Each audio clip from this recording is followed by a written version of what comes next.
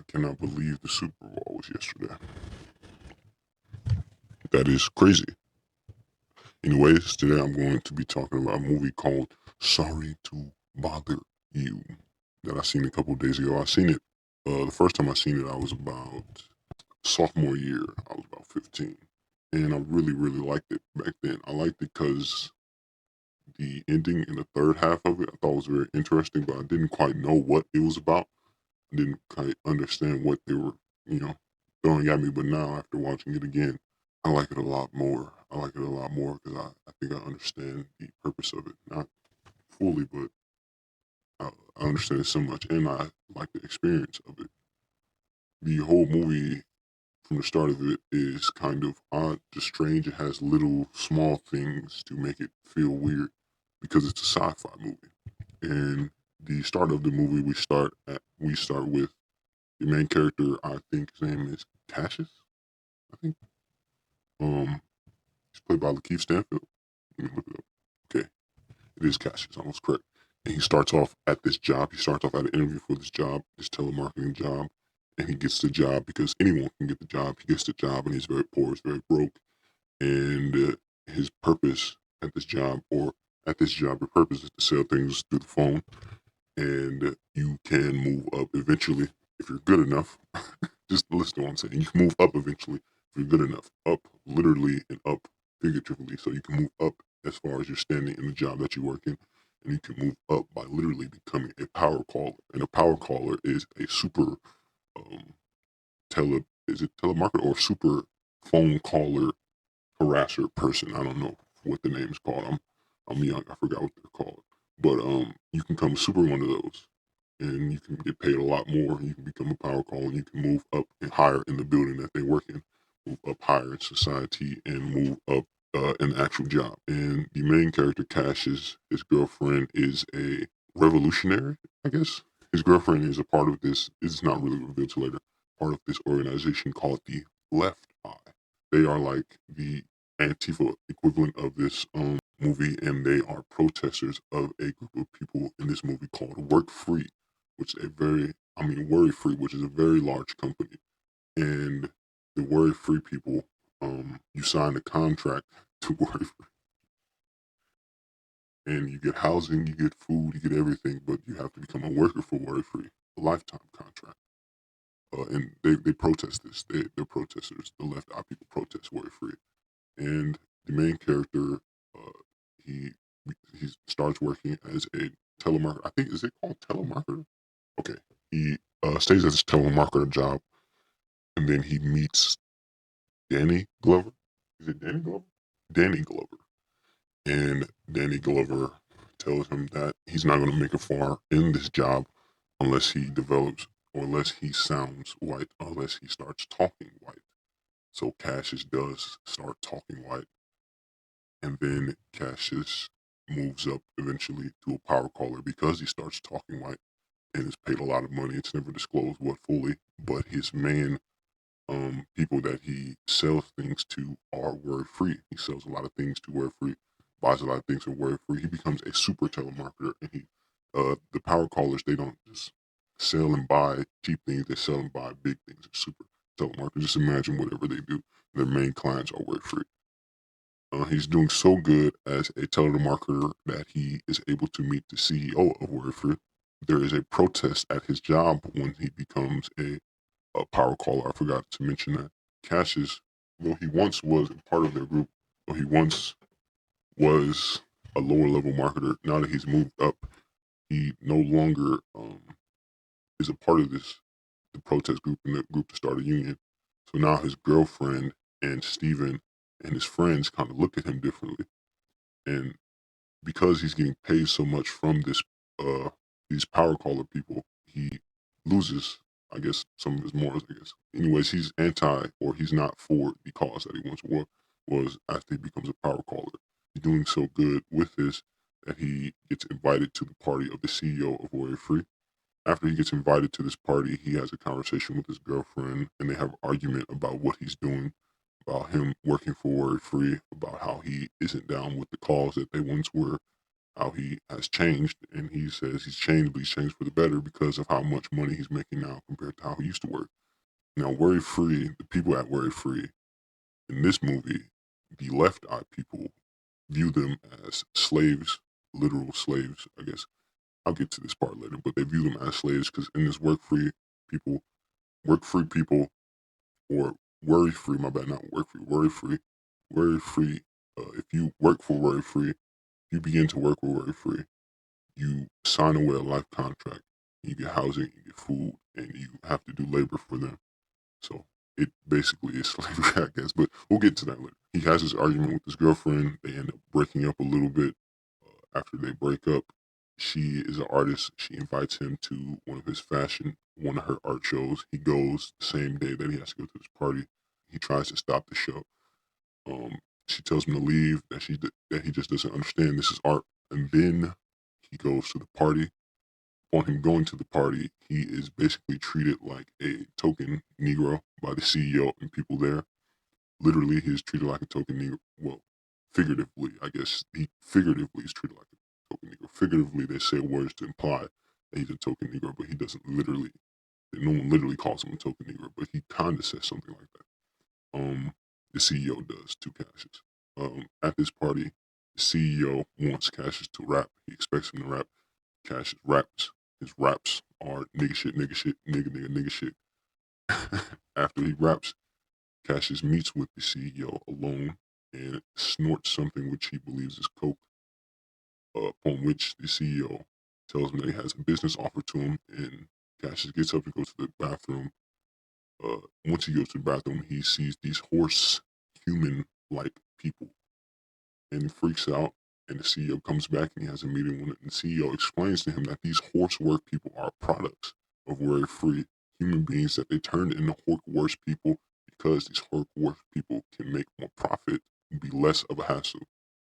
And he tells Cassius that he wants Steven, because Steven's so incredibly good at this telemarketing thing, that he wants Steven to become a horse Malcolm X. No, not Malcolm X. Well, he says MLK, but he means Malcolm X. Wants him to become a horse messiah, basically. Horse human messiah for 5 years. He takes some thing to turn him into a horse person, gets $100 billion, and then comes back and works in normal society and becomes a human again after he takes a serum to unturn him into this thing or whatever.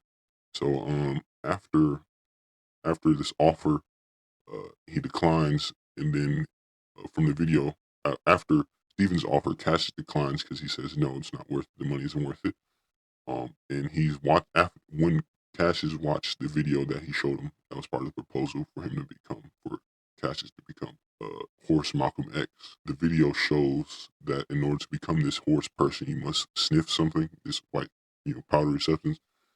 So Cassius asks Steven, yo, did you give me this? Is that what I just sniffed? And Steven says, no, I'll never do that to you or whatever. Just think about my offer. Cassius says no. And Cassius, from this moment on, becomes anti-Worry Free, becomes anti-power caller, telemarketer, becomes anti-Regal View. I forgot, that was the name of the building, Regal View, in which they're working with the telemarketers and the power callers. He becomes anti-Regal View, he becomes anti-Work Free, and he wants to tell everyone about this horse human thing that Worry Free is doing. He ends up getting a video because he left his phone there from the horse work people. He goes on to TV, a ginormous TV station called I Got Smacked in the Face or something like that, after which he is allowed to play the video after he goes on TV and does what Cassius goes on TV and does what they want him to do on this Smacked in the Face show. He shows the video of the horse people and Steven in the video with the horse people, and it's like a negative video. And after he shows this video, Worry Free, the company, becomes the richest company ever, the most profitable company ever, and are seen as making scientific breakthroughs by creating these human horse people. And basically everything goes greater and greater for Steven. There's a protest at Regal View. During this protest, Cassius gets knocked out, put in the back of the van, and gets broken out by horse people. After he gets broken out by horse people, Cassius goes back to his old house because he lived in a old house inside of a garage with his uncle. When he got rich and became a power caller, he moved out into a big apartment. But he brought all the things from the apartment because he's no longer a power caller. Brought all the things from the apartment to his garage place at the end of the movie. And this is near the end, and he's like, "Yo, that was crazy. I'm going back to Riverview. I'm just going to be a normal telemarketer." I think that by this time the protest has stopped or something, but he's just going to go back to Riverview, become a normal telemarketer, not going to be a power caller, not going to sell his soul, and everything's all right. And the movie ends, but as he closes the garage door, he gets his nose hit on something, and he realizes his nose is bigger, and he realizes he's becoming a horse person. And at the end of the movie, Cassius goes to Steven's house to maybe harm him. I don't know. Him and a whole bunch of horse people go to Steven's house, probably to get some get back. And then the movie ends. Sorry to bother you. Blah blah blah. So,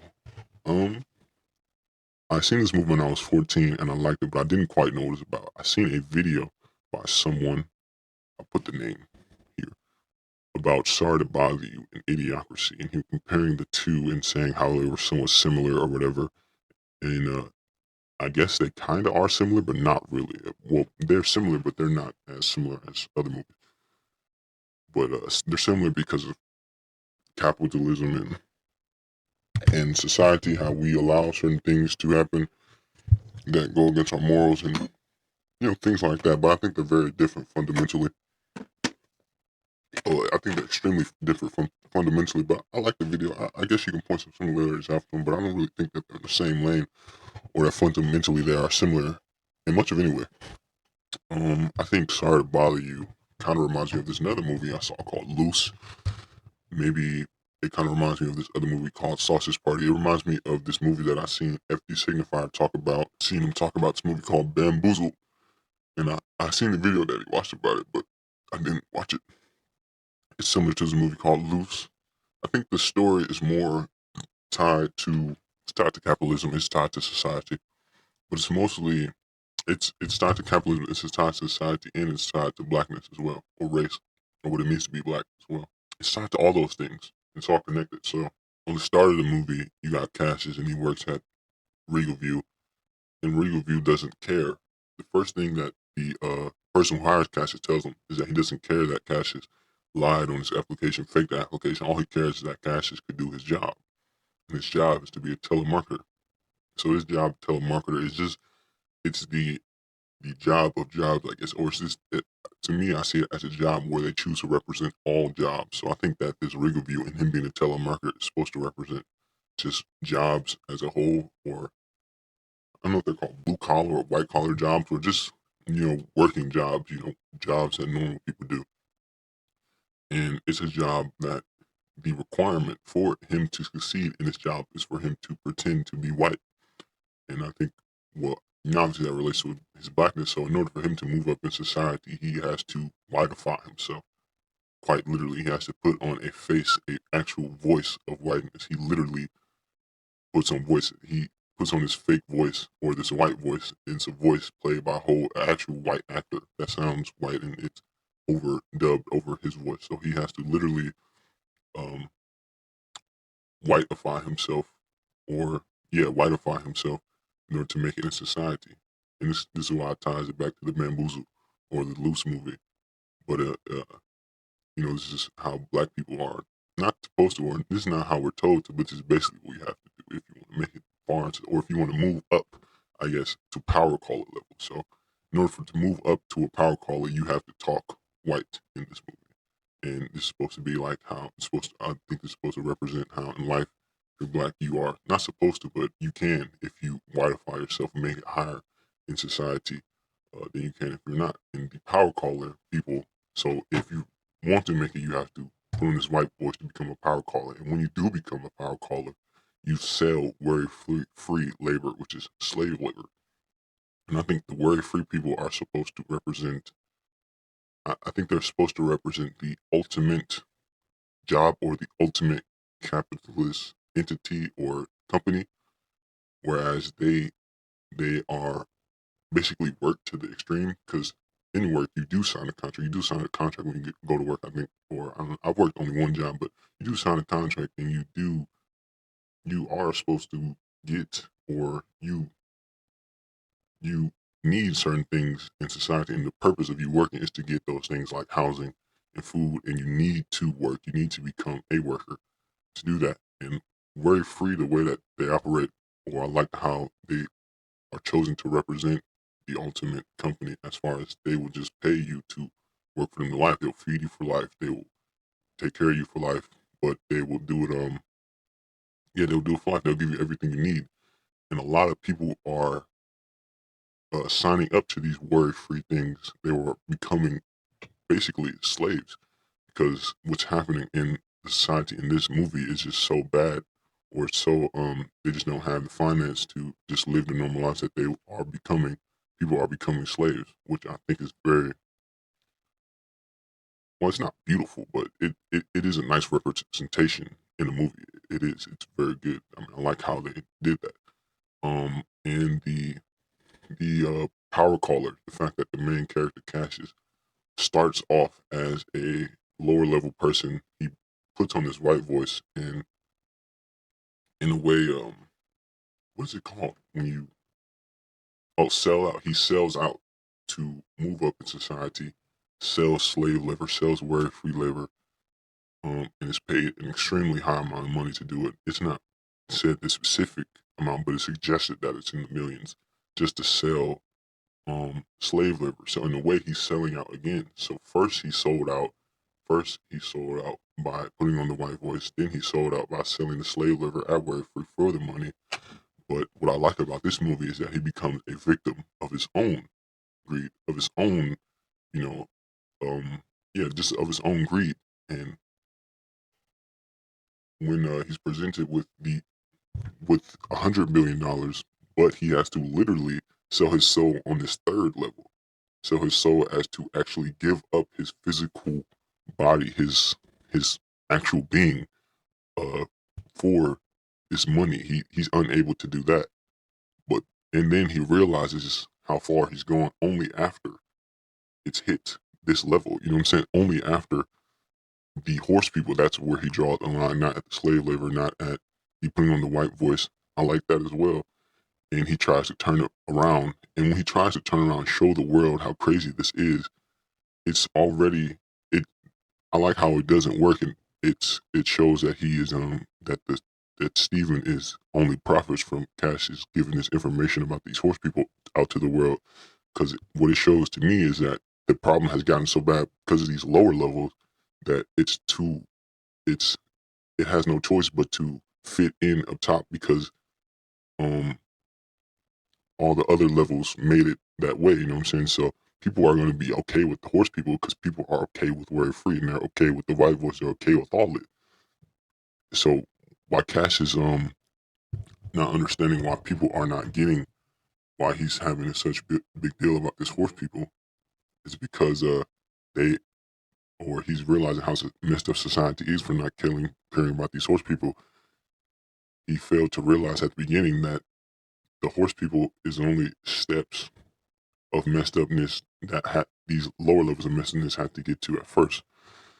And I really like that. And I like how after after everything is finished, and after he learned his lesson about greed, and how he lost himself in the greed, and how he's never going to go back, and he's never going to be a power caller. And I can't believe how I sold you guys out like that, how I was a protester, and I became a power caller, and how I lost myself. I love the fact that was just he was permanently damaged. Or I don't know if he is permanently damaged, but I love that he became a horse person at the end, because at the end he became a victim of his own greed, I guess, his own selloutness. He became what he was supposed to be. He became, by him selling out, putting on that white voice, by him selling out and selling slave labor, and him making this turn to try to be good. It doesn't. In the end, he still lost by becoming this horse person. And I just find that so beautiful. I love it so much that he became this horse person because he became. I just love that he became a victim of his own greed, his own selloutness, and that there was nothing he could do about that. He lost in the end. I find that so beautiful about this movie, and the movie is also extremely hilarious. I forgot to mention that it's very funny, um, and it's very odd, you know. And with the nigga shit part, I forgot about that part. The CEO of the company, he tells him, he says, I want you to be like you. You kind of remind me of like a very smart, sneaky raccoon or something like that. And the CEO automatically assumes that Cassius could rap because he's black. So the CEO from start is showing you his level of disrespect towards black people because you put on the white voice, because you do actual sell labor. He already knows you have no soul. That's why he chose you. You're the ultimate sellout in this movie. So that's why I connected it to Bamboozled. I haven't seen that movie. I do need to watch. That's why I connected to Loose. It's a good black movie. It's a good movie about blackness, capitalism, society, all of that. Um, it's I, it's I want to watch it more. It's I don't know what else I could say to it besides that. It's very funny, good sci-fi movie, good themes, good everything, great movie, great, really worth watching. You should go watch it. Sorry to bother you. It's the name of the movie. 10 out of 10 movie. It's all the way. If I had to give this movie a review, I'll give it to. I just said it. You know what I'm saying? The movie. Sorry to bother you. Sorry to bother you. That's the white voice. Sorry to bother you.